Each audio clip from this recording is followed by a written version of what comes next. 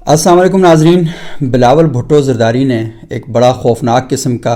Announcement کی ہے. خوفناک اس سینس میں کہ پاکستان میں کبھی یہ کلچر یا یہ رجحان نہیں رہا.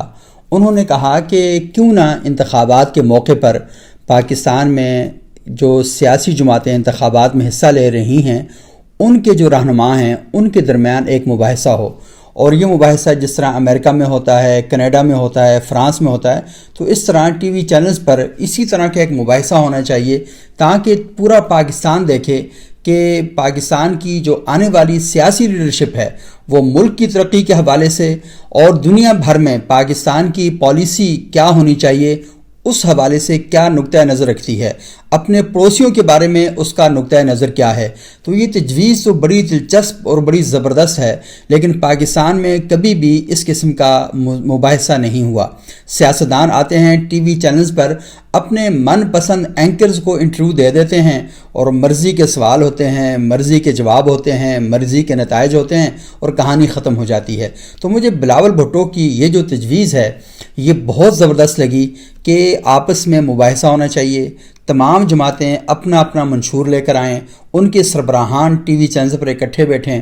اور کوئی ایک ٹی وی چینل اس کو لیڈ کرے. پاکستان ٹیلی ویژن کے ذریعے اس کو لیڈ کروا لیا جائے، جیو کر لے، ARY کر لے، سارے چینلز مباحثے کو نشر کریں اور ان سے متعین سوالات کیے جائیں کہ پاکستان میں غربت کے خاتمے کے لیے آپ کے پاس کیا پلان ہے، پاکستان کی فارن پالیسی کیا ہوگی، آپ کے پاس کیا پلان ہے، پاکستان کا اپنے پڑوسیوں کے ساتھ تعلق کیسا ہوگا، اس کے بارے میں کیا پلان ہے، پاکستان کے اندر ترقی، استحکام، انتشار کو ختم کرنے کے لیے، استحکام کی راہ پر گامزن کرنے کے لیے کیا پالیسی ہے. تو یہ بہت ہی زبردست ہے. تو بلاول بھٹو نے جہاں پر ٹی وی چینلز کو اس بات کے لیے آمادہ کیا اور سیاستدانوں سے کہا کہ وہ ایک گرینڈ مباحثے کا اہتمام کریں، انہوں نے نواز شریف صاحب کو بھی چیلنج کیا ہے اور کہا ہے کہ وہ آئیں اور میدان لگاتے ہیں اور اس میدان میں طے کرتے ہیں، لوگوں کے سامنے بات چیت کرتے ہیں. تو یہ بڑا امپورٹنٹ ہوگا. اچھا، یہی تجویز سن 2007 میں بے نظیر بھٹو نے بھی یہ کہی تھی اور انہوں نے کہا تھا کہ نیوٹرل صحافی ہوں اور سیاسی جماعتوں کے جو رہنما ہیں ان کے ماضی کو کھنگالیں، ان کے منشور کو پرکھیں اور ان پر جو ہے وہ بات چیت ہونی چاہیے. تو یہ بہت ہی امپورٹنٹ بات ہے اور پاکستان میں سیاسی میدان کو اگر آپ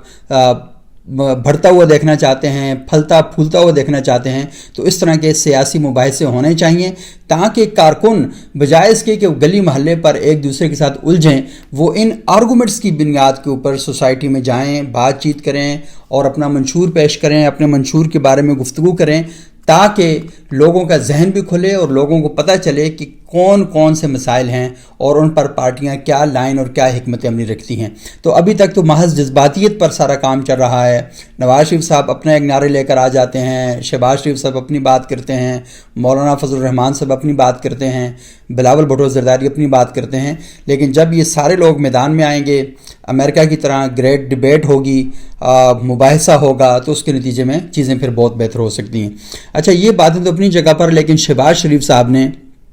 پھر بڑا زبردست قسم کا جواب دیا اور انہوں نے کہا کہ لاہور میں، کیونکہ کل بلاول بھٹو صاحب نے لاہور میں تقریر کی تھی اور وہاں پر یہ کہا تھا کہ لاہور کو تباہ و برباد کر دیا ہے، اور انہوں نے شہباز شریف صاحب کو عمران خان کی زبان میں شہباز شریف کہہ کر مخاطب کیا. تو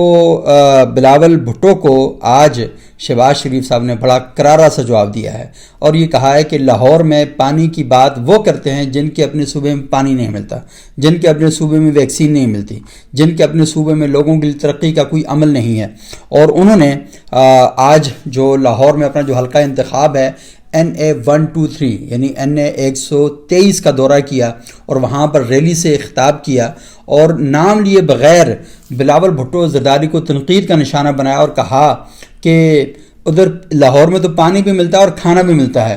لاڑکانہ میں نہ پانی ملتا ہے نہ کھانا ملتا ہے، اور وہاں پر پیپلز پارٹی کی ایک عرصے سے حکومت ہے. انہوں نے یہ بھی کہا کہ کس ملک نے لاکھوں بچیوں اور بچوں کو لیپ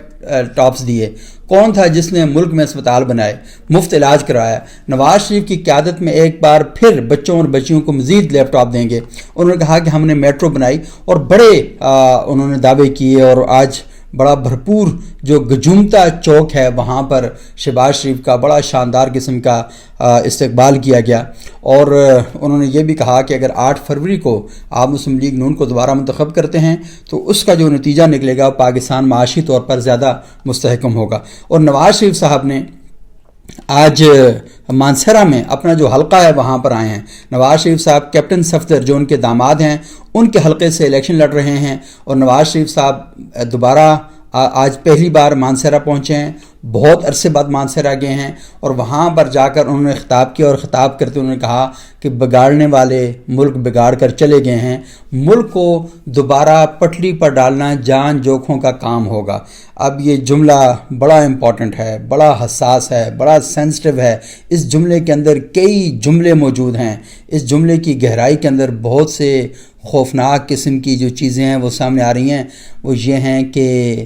عوام سے ایک بار پھر قربانی مانگی جائے گی۔ نواز شریف صاحب لوگوں کا ذہن جو ہے وہ تیار کر رہے ہیں کہ ملک کو دوبارہ پٹری پر ڈالنا جان جوکھوں کا کام ہوگا، بگاڑنے والے ملک بگاڑ کے چلے گئے ہیں، یعنی ملک کی جو معیشت ہے وہ ٹھیک نہیں ہے، ملک کے حالات بہتر نہیں ہیں۔ اب عوام کو ایک بار پھر قربانی کا بکرا بننے کے لیے تیار ہونا چاہیے اپنے آپ کو، کیونکہ ملک کو ٹھیک کرنے کے لیے ہمیں بہت زیادہ کچھ کرنا پڑے گا، اور یہ بہت مشکل کام ہوگا۔ تو یہیں سے آپ اندازہ لگا لیں کہ میاں صاحب نے حکومت میں آنے سے پہلے ہی ذہن سازی کرنا شروع کر دی ہے کہ اگلی جو گورنمنٹ ہوگی اگر وہ ملک کے حالات کو بہتر بنانے کے لیے کوششیں کرے گی تو لوگوں کو پھر مہنگائی کی چکی میں پسنے کے لیے اپنے آپ کو تیار کرنے کے لیے ذہن بنانا شروع کر دینا چاہیے۔ اور انہوں نے یہ بات تو کہی کہ ہم نے لوڈ شیڈنگ کا خاتمہ کیا تھا، سستی بجلی فراہم کی تھی، لوگوں کو روزگار دیا تھا، سستی گیس فراہم کی تھی، اور ہماری حکومت کی مدت پوری کرنے دی گئی ہوتی تو اگلی حکومت بھی ہماری ہوتی۔ لیکن اب یہ جو بات ہے میاں صاحب کی، یہ اس کو بڑا ڈیپلی انالیسس کیا جا رہا ہے، اور لازمی اس کو ڈیپلی انالیسس کرنا بھی چاہیے کہ میاں صاحب بالکل کلیئر کٹ ابھی سے کہہ رہے ہیں کہ آنے والا دور پھولوں کی سیج نہیں ہوگی، کانٹوں بھرا راستہ ہوگا، آسان وقت نہیں ہوگا، مشکلات کا ٹائم ہوگا۔ تو اس کا مطلب یہ ہے کہ لوگ اپنے سروں پر ابھی سے بجلی کے، گیس کے، پیٹرول کے، مہنگائی کے، غربت کے، بیروزگاری کے جو بم ہیں وہ پھوڑنا شروع ہو چکے ہیں۔ تو شاید اگلا جو ٹائم ہے وہ بالکل کلیئر نہیں ہوگا، مشکل ہوگا۔ انہوں نے عمران خان صاحب کو بڑے آڑے ہاتھوں لیا، انہوں نے کہا کہ خیبر پختونخوا والوں نے آپ نے اس جھوٹے شخص کے جھانسے میں آگے،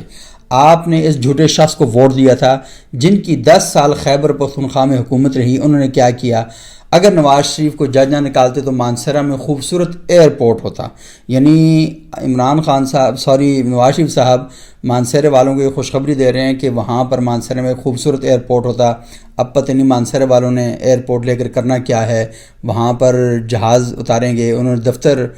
جہاز کے ذریعے جانا ہوتا ہے یا ان کے بچوں نے اسکول جہاز کے ذریعے جانا ہوتا ہے۔ تو میاں صاحب ملک میں اتنی مہنگائی ہے، لوگ جو کراچی جانا چاہتے ہیں وہ کہتے ہیں چلو ٹھیک یار 24 گھنٹے ایکسٹرا سے ہی، تو جہاز کے کرائے اتنے زیادہ ہیں، بہتر یہ ہے کہ وہ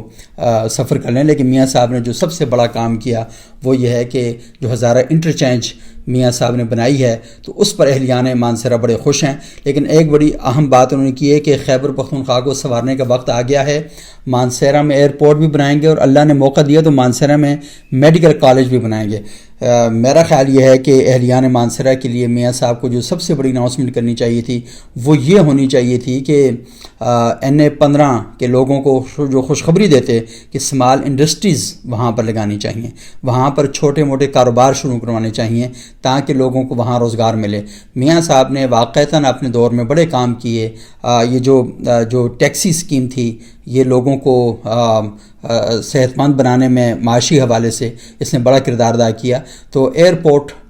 بڑا اہم ہے، لیکن یہ ہے کہ اسلام آباد میں موجود ہے اور بڑا اچھا ایئرپورٹ بنا ہوا ہے۔ مانسہرہ کو ایئرپورٹ کی کوئی ضرورت نہیں ہے، وہاں پر تعلیمی ادارے اور تعلیمی اداروں سے زیادہ روزگار کے مواقع وہاں پر پیدا ہونے چاہیے۔ وہاں کا لاری اڈہ جو ہے مانسہرہ کا وہ کسی اچھی جگہ منتقل کیا جائے، اور اس کے ساتھ ساتھ سبزی اینڈ فروٹ مارکیٹ جو ہے، منڈی جو ہے، اسے بھی شہر سے کسی ایسی جگہ منتقل کیا جائے کہ وہاں پر شہر کے لیے آمد و رفت میں پرابلم نہ ہو۔ تو یہ جو سارے بنیادی طور پر کام ہیں یہ کرنے چاہیے۔ اچھا، جاتے جاتے تھوڑی سی خبر میں بتانا چاہوں گا کہ ایران اور پاکستان کے درمیان جو آپس میں وہ ٹینشن تھی وہ ختم ہو گئی ہے۔ ایرانی وزیر خارجہ پاکستان آ رہے ہیں اور اسی ہفتے دونوں ممالک کے جو سفیر ہیں انہیں بھی ایک دوسرے کے ممالک میں واپس بھجوایا جائے گا، اور 26 جنوری سے دونوں ممالک کے جو سفراء ہیں وہ اپنے ملکوں میں اپنا کام شروع کر دیں گے۔ اور دفتر خارجہ کی جانب سے جاری کیے گئے اعلامیے میں بتایا گیا ہے کہ پاکستان ایران نے دونوں ممالک کے وزرائے خارجہ کی ملاقات کے بعد اس بات پر اتفاق کیا ہے کہ اسلام آباد اور تہران کے سفیر 26 جنوری سے دوبارہ اپنی جو ذمہ داری ہیں وہ ادا کریں گے، وہاں پر پوری کرنا شروع کر دیں گے۔ اچھا، یہ جاتے ہوئے بڑی امپورٹنٹ خبر ایک اور بھی ہے کہ سیکورٹی کی جو پرابلم ہے وہ مزید بڑھتے جا رہے ہیں، ٹائم زیادہ ہوتا رہا ہے۔ مختصراً آپ کو بتاؤں کہ اسلام آباد میں نیشنل ڈیفنس یونیورسٹی کے ایک پروفیسر ہیں، پروفیسر ڈاکٹر حسن امین، بہت قابل ہیں، بہت ٹیلنٹڈ آدمی ہیں، انٹلیکچوئل ہیں۔ انہیں گزشتہ مہینے دھمکیاں دی گئیں، ان کی بیٹی کو بھی ہراساں کرنے کی کوشش کی گئی جب وہ اسلام آباد کی قائد اعظم یونیورسٹی سے واپس اپنے گھر آنا چاہ رہی تھیں، اور تحریک طالبان کی جانب سے ڈاکٹر حسن امین صاحب کو بڑے کرٹیکل قسم کی دھمکیاں دی گئی ہیں۔ اور ڈاکٹر حسن امین صاحب بڑے معروف اسکالر ہیں، اسلامک یونیورسٹی کا ایک ادارہ ہے Iqbal institute for research and dialogue, اس کے وہ ڈائریکٹر بھی رہے ہیں، اور اس کے ساتھ ساتھ معیشت پر ان کا بہت بڑا کام ہے، کالم بھی لکھتے رہے ہیں۔ اور ڈاکٹر حسن امین صاحب نے کئی کتابیں لکھی ہیں، اور ان کی پوسٹ اسلامزم ایک کتاب ہے، اس کے علاوہ اور کئی موضوعات پر ان کی کتابیں ہیں۔ اور حسن امین صاحب ڈاکٹر فاروق خان صاحب جو بڑے معروف اسکالر تھے، سوات یونیورسٹی کے پہلے وائس چانسلر تھے، بانی وائس چانسلر تھے، جنہیں 2009 میں قتل کر دیا گیا تھا، ان کے ساتھ ان کا بڑا قریبی تعلق ہے، دونوں کا تعلق مردان سے ہے، اور طالبان نے انہیں بڑی سنگین دھمکیاں دی ہیں، اور وہ آج کل نیشنل ڈیفنس یونیورسٹی میں جو بین الاقوامی تعلقات کا شعبہ ہے اس کے سربراہ ہیں، اور انہیں قتل کی دھمکیاں دی گئی ہیں۔ اور اس کے بعد یہ کہا جا رہا ہے کہ شہر کے اندر 3 جو یونیورسٹیاں ہیں ان میں خودکش حملہ آور خاتون جو ہے اس کے خودکش حملے کا خدشہ ہے، تو اس لیے 3 جامعات کو سیکورٹی خدشات کی بنیاد پر غیر معینہ مدت کے لیے بند کر دیا گیا ہے۔ اور جو یونیورسٹیاں بند کی گئی ہیں اس میں national defence university, air university اور بحریہ یونیورسٹی شامل ہیں، اور یہ تینوں یونیورسٹیاں آپس میں بہت کلوز ہیں، تو وہاں پر اس بات کا خطرہ پایا گیا تھا، اس وجہ سے یونیورسٹیاں بند کر دی گئی ہیں۔ لیکن اس کے علاوہ پولیس نے آج سرچ آپریشن کیے، جہاں اسلام آباد میں ناکے بڑھا دیے گئے ہیں، اور پولیس بڑی کیا کہتے ہیں گہرائی کے ساتھ جو ہے وہ چیک کر رہی ہے، اور گاڑیوں کو لمبی لائنیں لگ جاتی ہیں جہاں پر یہ سارا ہوتے ہیں۔ اسکولوں کے بارے میں ابھی تک نوٹیفیکیشن جاری نہیں ہوا،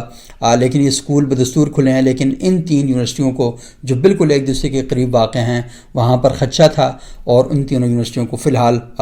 بند کر دیا گیا ہے، ان کا آپریشن انتہائی محدود کر دیا گیا ہے۔